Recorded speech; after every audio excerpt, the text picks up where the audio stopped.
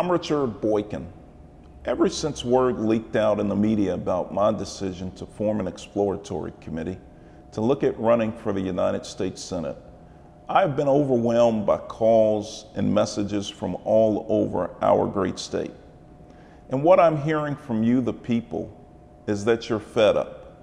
You're fed up with the current state of affairs in Illinois.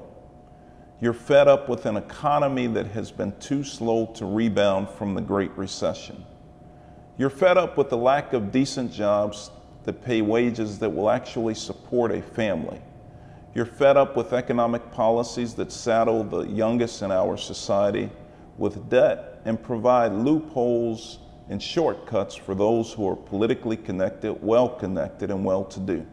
You're fed up with budgets that seem to ignore the least of these, those who are children, senior citizens, and those who are suffering from mental illness.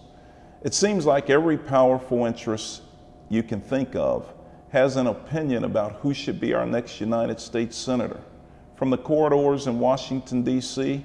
and the elite corporate boardrooms in Chicago.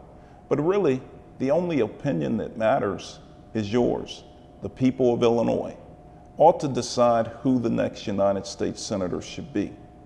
So far, not one of the candidates in this race has bothered to ask what you think, but I will.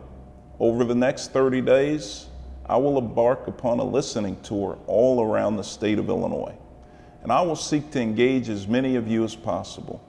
I want to know what you think. What do we need to do about the challenges we face in our communities? What are you looking for in a leader? Who will keep our streets safe?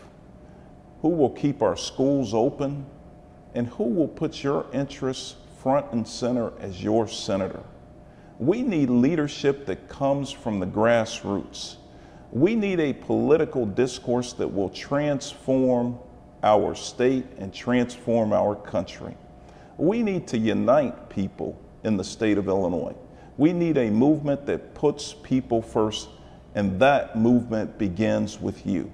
And this election belongs to you, not the kingmakers in Washington, D.C., who have little to show for their time there in terms of accomplishments, and not the business interests in Chicago who would rather close your child's school than ask for a sacrifice from the most privileged among us.